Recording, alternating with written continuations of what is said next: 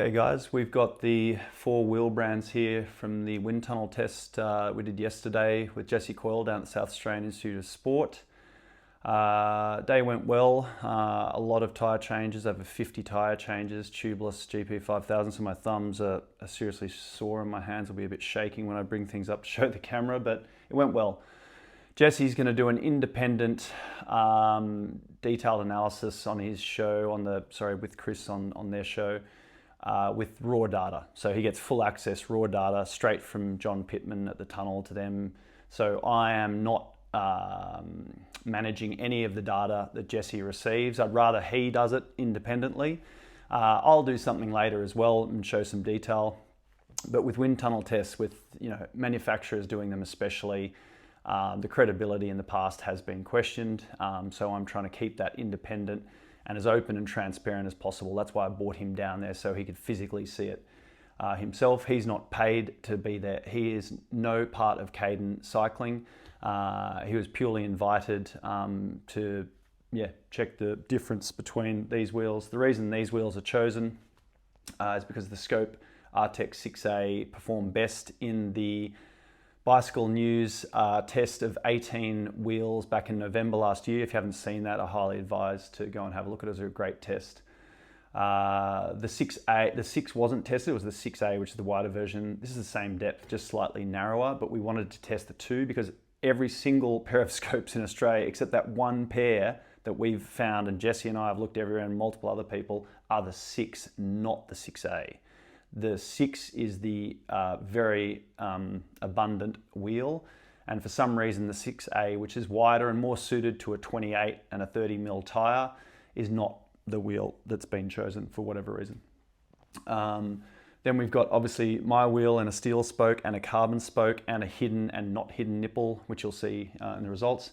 Then we've got the reserve wheel here. The reason this was tested, it bats well above its average. It was 5th out of 18 in the Cycling News test.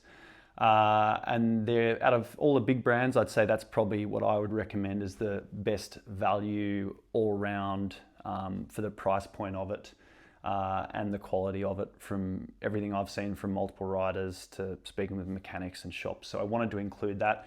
It happens to be the wheel Chris uses as well.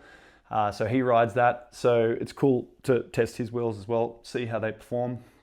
So on this wheel, Santa Cruz developed that wheel, been making epic mountain bike rims for years. I cut one of these up a couple of years ago. I was super impressed to see it's all nipple patched like mine are. So they're thick, thin the whole way around. It's the only way to make a rim lighter without compromising the integrity of the rim, because the number one failure point for a rim is the nipple hole. You rip a nipple out, it's gone. That won't happen. These are very thick. I measured them almost like mine, 3 to 3.5mm thick, which is great. Hubs, they usually use a DT240 or a 180. The 240 hub comes in at 3,200 retail, which is what you can usually get them for. DT240, good hub, good end cap tolerance, they don't move, axle spaced hub, good bearing seat cut. Generally, as everyone knows, DT Swiss, pretty good hub. Not the lightest of all hubs. If you go to the DT180 to lighten the wheel up a bit, because the only downside, if any, of this wheel is its weight.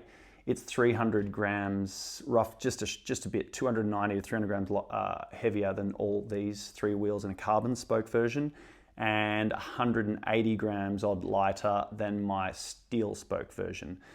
So this is the same weight, even though that's not the 240 hub. This is the zip hub that they come with on their stock bikes, by the by. If you get their 180 hub, which takes, I think 50 grams off somewhere, you'd have to look that up yourself. Then the wheel goes up to $4,000, which is, getting up there, but that's, like a lot of bigger brands, that's sort of the rough price. But this one here, the 3,200, is probably the best. They do a even a lower end one, but it starts to get pretty porky. But anyway, so this wheel happens to be balanced as well, which I was pretty impressed about. Let me get a valve here to check this. So this is a standard 80mm valve here, and I'll just put that in. Actually, we'll get that to go in there. And you'll see here, when I let that go, it drops pretty slow. I did balance it properly. It still needed another 5 grams or so to balance it properly, but it's very good. You would not worry about that at all. Balancing wheels for me is a really key thing.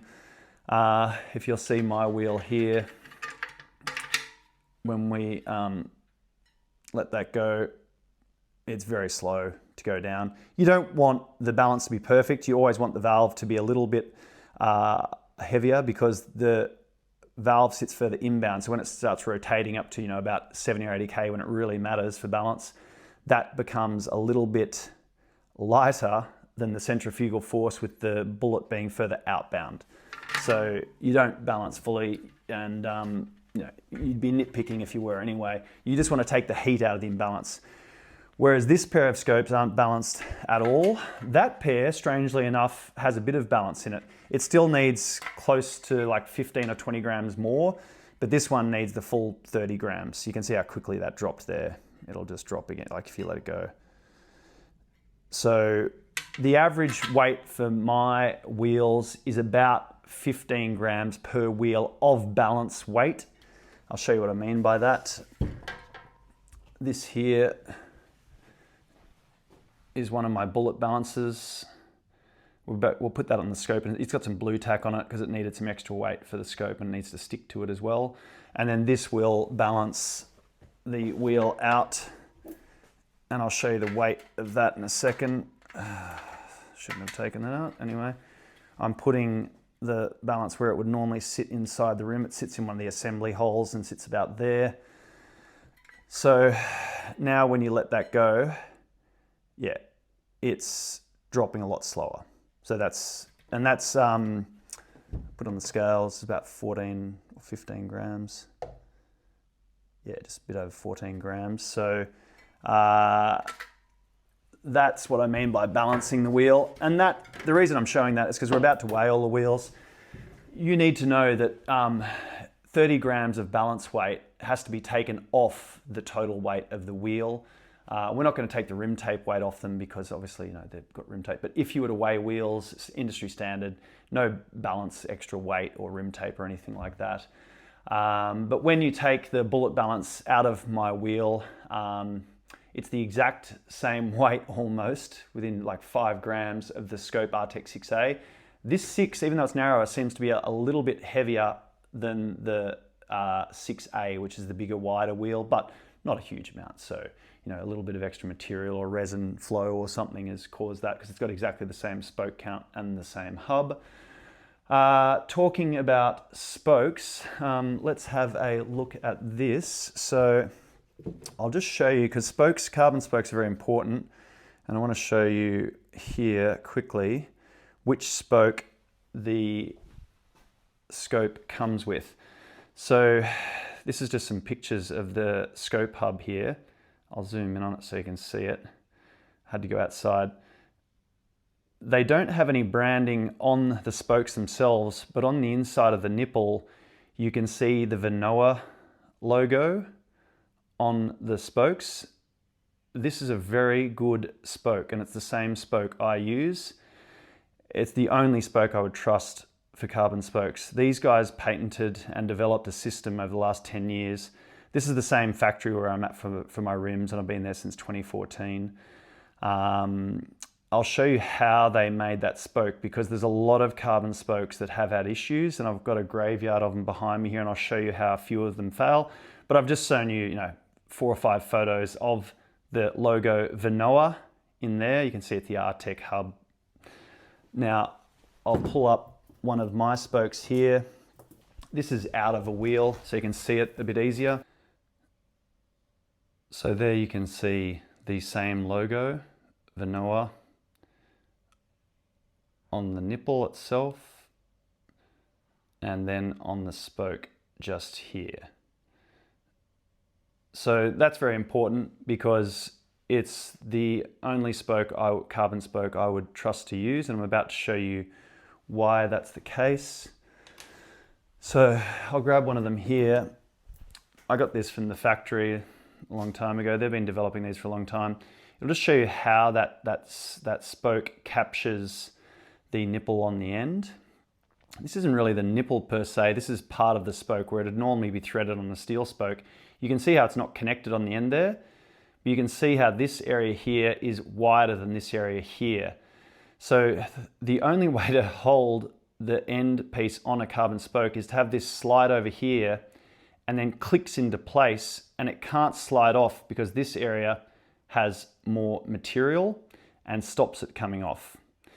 It sounds simple. That took a very long time to do, and the comparable type of older school carbon spoke is one of these, where this one failed, and you can see why it would fail. It has this piece here that simply gets bonded inside this. It won't slide in anymore, but it came out like that. And I've seen hundreds of these. I'll just show you a handful here so you can see just some of them. That's just a handful of some of those that all had to be cut out. There's the cut off bits on the end there. Here's another type here. These were from Italy. I don't think they were made in Italy. It was from an Italian set of wheels.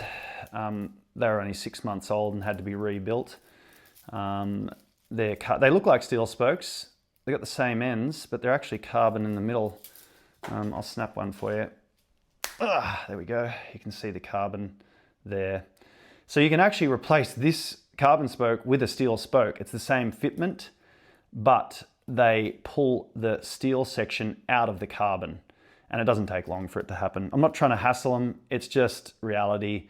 And if you've seen enough of them, you'll know that the Venoa spokes, that's not the name of the factory. That's how they brand the spokes. They're the only ones to go with. Now, some people may rightfully say, oh, he's just bought one spoke, a good one, to show that he does that. There's hundreds and hundreds, just some of my Venoa spokes. You can see it written on there. So the reason I want to say that is because, yes, my wheels are literally less than a third of the price, about a third, should I say, of the scopes. And people go, oh, well then, you must be using cheap rims, cheap spokes, etc. I'm not. I'm in the same factory where they are for spokes. That factory was famous for its rim brake rims. A lot of other big brands are there. I moved to them in 2014 because I was like, wow, someone's doing really high temp resin. I need to go there. I spent almost double on my rims, but you remember back in a long time ago, carbon rims used to melt because the resin system couldn't handle the heat of the braking. And that factory resolved it and had no heat failure on the carbon rims they are producing for, it's been a decade now that I've been there. I still use the high temp rims there. They're also very famous for their finishing system that they developed for rims to create texture on the rim. Now, I'm not saying Scope are there for their rims. They're there for their spoke. Unless I have an exact mark where I can say they're there for that, I'm not going to say it. It just happens to be that factory does finishing material like this. It's not a normal mold. It's a plastic insert inside the mold. It's a one-use plastic because you have to have perfect texture to not get pitting and air bubbles and etc. on the rim. So they're famous for that material. Scope might be somewhere else for that, I don't know. But if they were there, it's an awesome factory. There's a lot of big brands there. So yeah, when you see my wheels, or the price point of my wheels, should I say, it's not because I am running cheaper product. It's purely because I don't have distribution, I don't have retail, I keep efficient, and I really try to offer a good price point for the customers. So we're going to now weigh the wheels and measure the wheels. So let's get to it. Okay, these aren't the scales I normally use, but they're the same ones Jess used in the tunnel. So for consistency, we'll use these. That's a 50 gram calibration weight. That's a 500 gram calibration weight. 0.01 of a gram off. They're pretty good. They will be fine. So we have the 5263 reserves weighing in at 1591. Then we move on to my Kadon carbon spoke wheels, weighing in at, 1300 even. So minus 30 grams for the balance weights and tape at least. So really, if you're weighing wheels, you don't weigh them with balance weights and tapes, etc. It's industry standard. So they'd be 1270. These scopes here were totally unbalanced, but the 6A had a little bit of balance in them actually. So these ones will be the standard weight. This is what these will weigh. So 1287. So I am realistically, 15 grams lighter than them. We'll just call it the same weight. So the Kadin carbon spoke and the Scope 6, Artec 6 are the same weight. Now that scope had a Shimano driver versus a SRAM driver, so take 6 grams off for that. So it would be 1280, I think that would be roughly. This is the 6A pair, 1265. So they're the lightest by about 5 grams because mine would realistically be 1270. So even though these are wider, they're lighter than the 6s, which is not a big deal, but not what you'd expect. Now, in saying that, these Artec 6 here do need at least 15 grams of counterbalance weight in them. Because they were balanced a tiny bit. Those other ones, the 6 weren't balanced at all. So these would roughly be the same as mine. We're all, the scope and the Kadin are within 10 grams of each other roughly, so that's not enough to split hairs. Now these are the Kadin steel spoke. These are in the test as well. And what are we weighing in at there? We're weighing in at 1406. So minus a bit of counterbalance weight, we're looking around sort of, let's call it 1390, somewhere around there, 1380. So that is the weights of the wheels. Now we're going to measure. So the first wheel again will be the reserves. This is the rear, supposed to be a 63, 52, 63, and it is, 63.3 mil on the depth. On the external width, we're looking at 33.7 roughly. 33.7. On the internal, we're looking at, 24.7. 24.8, let's call it 24.75. On the hook, this is quite an important measurement. We're looking at 2.3 mil, 2.3 mil, 2.4.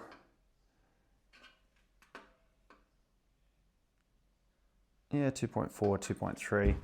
Because having extra material around the hook is really important for impact resistance. And also it defines that, or shows you that the hook itself is quite deep and provides some purchase on the tire. Okay, depth here, we'll bring that up again, sorry. It's a bit hard to see it that way, let's spin it this way. This is the front, which should be 52, and 52.4, so the back was 62.4, so they're 0.4 over. Not much. And the internal, we're looking at 25.7, 25.7, 25.8, and the hook again,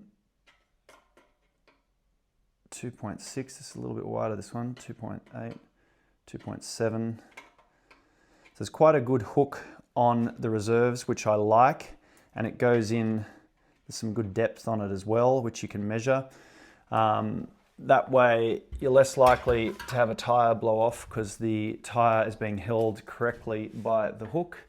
And for an impact, more carbon is more carbon when it comes to being hit. So it's one of the areas that's quite heavy, part of the rim. You can strip a fair bit of weight out of there. in my experience, it's not where you want to strip weight out of the layup. The nipple patching is definitely where you want to strip weight out. This is another quite heavy part of the rim normally, and you can drop a lot of weight safely. So my wheel here, yeah, about 0.4 over as well, 60, see if that'll focus, sorry, 60.35. We're all about 0.4 over. Heat of the mold, expanding, etc. Then the external width, 34. Yeah, 33.9. Internal is 25.1, but I have quite a wide hook. Can you see that? 3.4, 3.3, 3.2 for 3.3, 3.3, 3.35, 3.3 roughly for my hook. And I have quite a deep, it's hard to see it on the camera there, but quite a deep hook as well. The main reason for that is the tire itself has quite a defined shape here on the bead. So you're really wasting space if you're not taking it up, because the tire itself, that measurement there is 2 millimeters, a little bit over 2.2. So most hooks are not actually 2 mil deep. And when you can have more material in there, I'm 1.96 deep on there, and you'll see when I measure the scope, it's quite shallow comparably for the hook depth. It's definitely better than hookless, but now I don't need to measure my front wheel because it is exactly the same as the rear. I do not do offsets. A lot of companies do a smaller rear profile as far as the width goes. I don't do that because the tire size is always bigger on the rear for me. And why would you run a smaller rim on the rear? It'd be like having your motorbike or your car with a smaller rim on the rear. It just doesn't happen in motorsport, and I don't know why it's a trend in bicycles, but there has been a bit of a trend of it over the years, mainly for making the rear tire smaller. So in an aero test, the rear looks like it's more aero.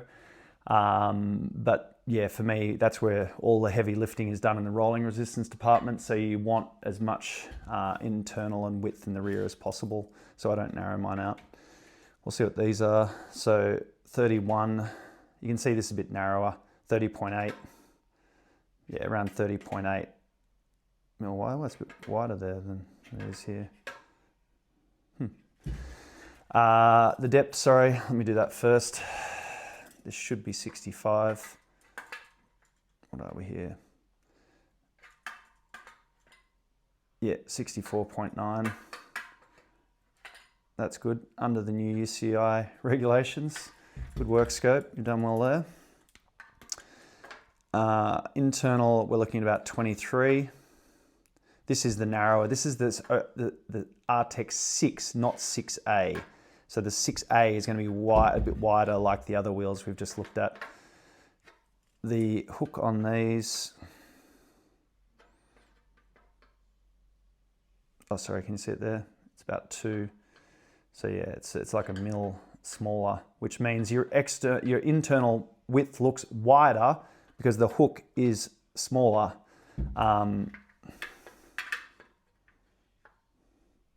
Yeah, wow, it's only what do we got there? Sorry, let me get this. 0.68, 0.7 on the hook depth. First, what were we on mine again?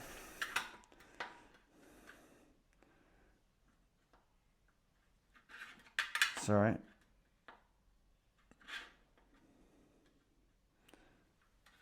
Oh, sorry, let me get down there. Oh, come here, back. It's very hard to hold, sorry. 1.8. There's 1.9 before, 1.8, 1.9. So anyway, that's just hook depth. I I will quickly measure the rear because I think this is a little bit different. This is 30.9 wide, 64 again, 64.8, whatever, and then 23 internal. So yeah, it's almost exactly the same as the front, which is a good way to do it. So tick scope there. Okay, now quickly get the 6. We'll only measure one of these for the 6A because they look like they're exactly the same front and rear. This should be the same depth, a tiny bit deeper, but you know, very, very close. Wait up, let me get that on there properly. Yeah, 65.2 millimeters for the 6A. Yeah, it's a B's D. It's a different mold, so you're going to get a slight variation in the cut. But the internal, nice and wide, like the others, 25 mil wide. Let's have a look at the hook width on this one. It looks a little bit better than the other one. 2.4. Yeah, about 2.4 on the hook depth. And what are we here on the inside? Yeah, it's a little bit wider than the other one.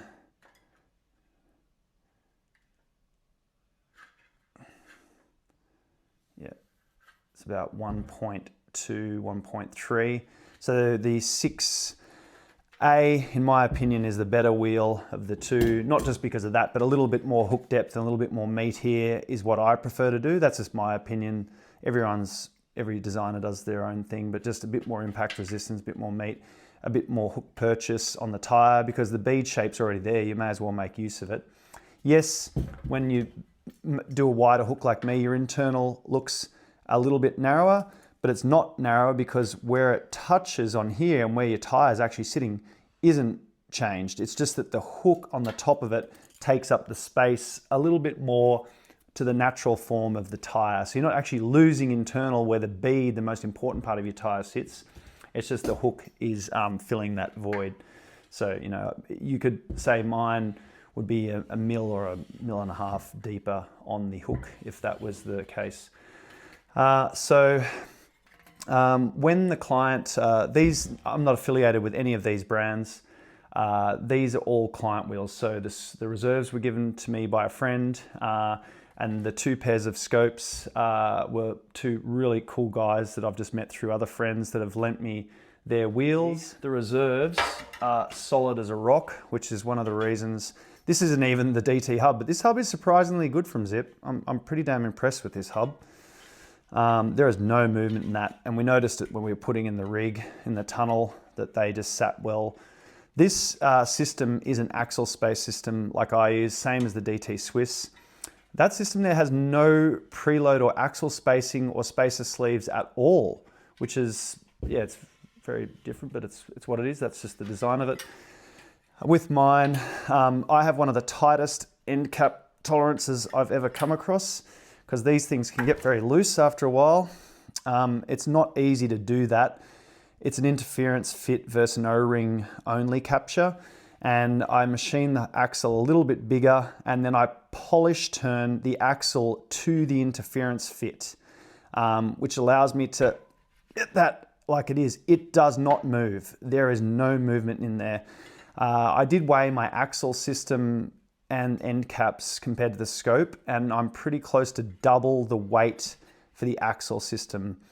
The hub shell does none of the really heavy lifting for lateral deflection. It's all in the axle system. So that's just my choice. Everyone has their own design choices, and I've chosen to do it that way because over the years I've found that deflection, especially long term, can be reduced. So yeah, there's a bit of a deep dive into all the wheels, and yeah, I hope you watch the Nero show for all the results. One last thing, actually, I will show you the system here for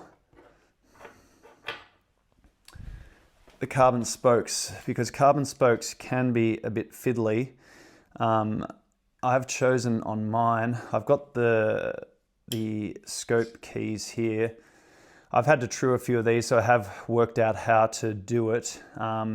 This is a system that I could obviously use from the factory as well, that shape nipple, they've got that, but I've chosen for mine to keep a external nipple fitting here, which is a standardized tool that a bike shop can use. This is the same tool I use on the back of mine, a 5.5, as the scope tool is here. It's a 5.5 as well.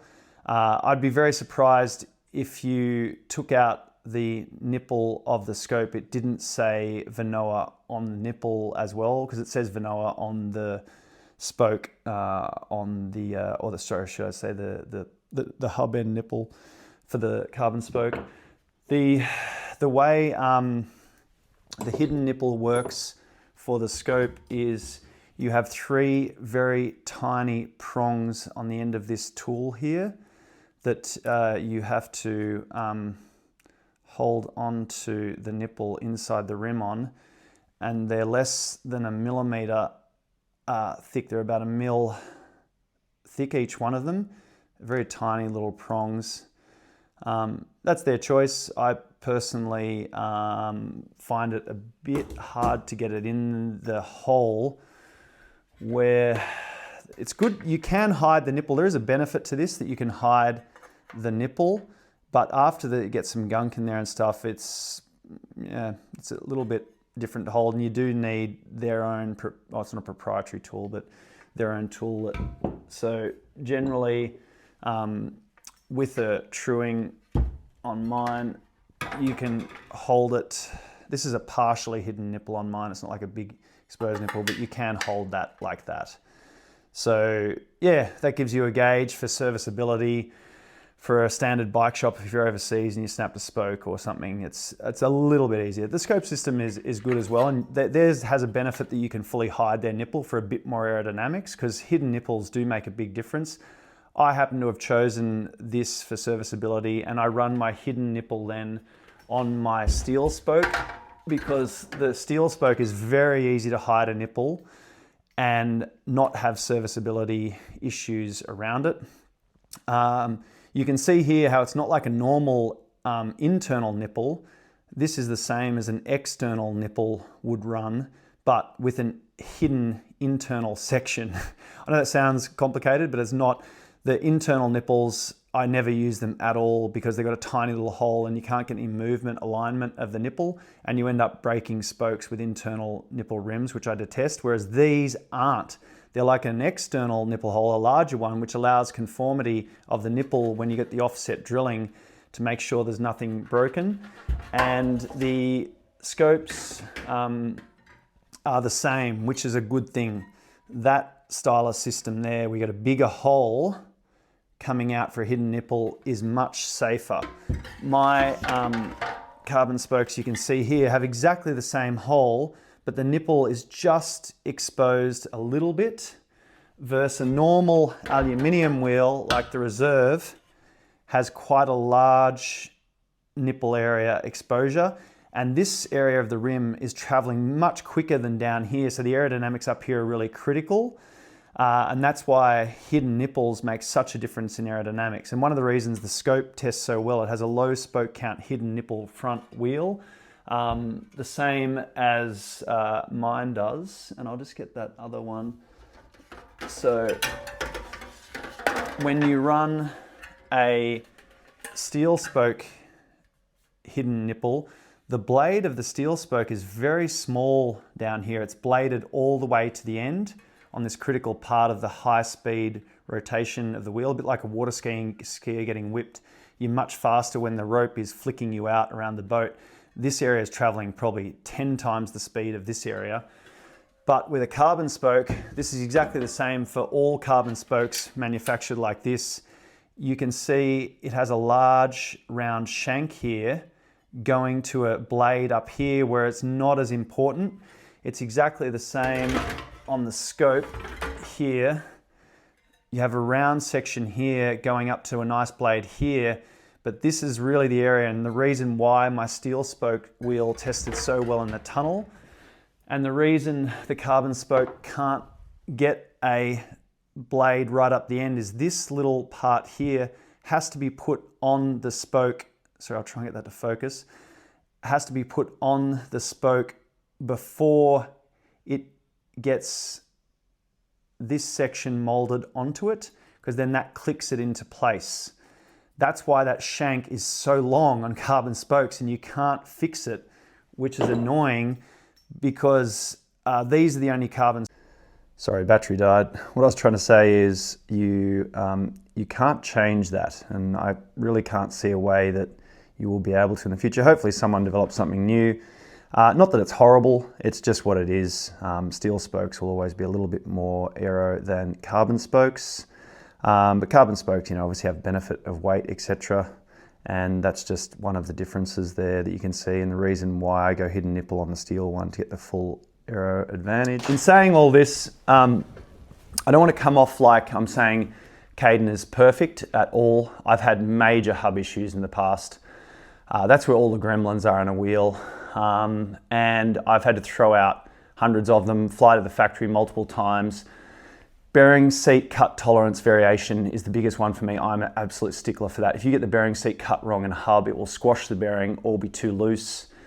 And it's a serious problem that you have to manage very, very closely. I have 3 different bearing seat cuts across the free hub body. Has a different bearing seat tolerance. It can have a very loose bearing seat tolerance without any negatives, which is what you want, because the bearing is then really free to roll and isn't squashed.